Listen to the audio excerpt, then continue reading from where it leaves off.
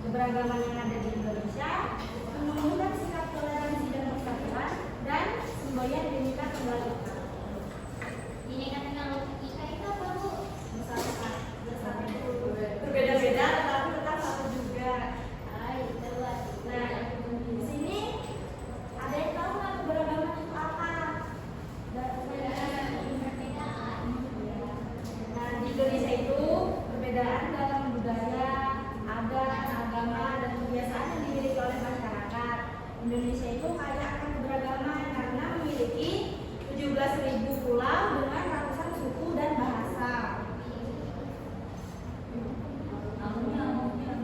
Nah, keberagaman Indonesia itu ada 4, ada suku bangsa, tradisi budaya, agama, dan bahasa daerah. Kemudian ada keragaman suku bangsa. Indonesia memiliki lebih dari 300 suku bangsa yang tersebar di berbagai pulau. Contohnya kayak Dayak, Jawa, Sunda, Melayu, dan masih banyak lagi. Di sini siapa yang suku Dayak? Katakan. Siapa yang orang Jawa? Jawa. Siapa yang orang Bugis di sini? Ada yang orang Batak nggak? Nggak dulu ya. Itu.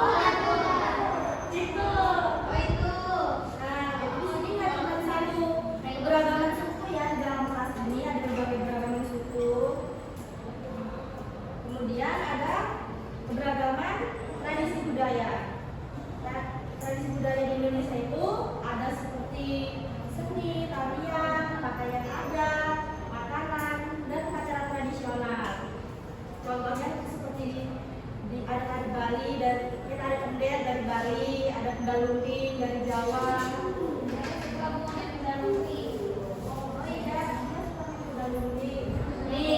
Di Indonesia juga memiliki beberapa agama, yaitu ada Islam, Katolik, Kristen, Hindu, Buddha, dan Konghucu. Masih di dalam satu kelas ini ada orang Islam, masih ada orang Kristen, ada orang Katolik. Kemudian beragam bahasa. Indonesia memiliki lebih dari 700 bahasa daerah. Bahasa Indonesia digunakan sebagai bahasa nasional atau bahasa pertujuan.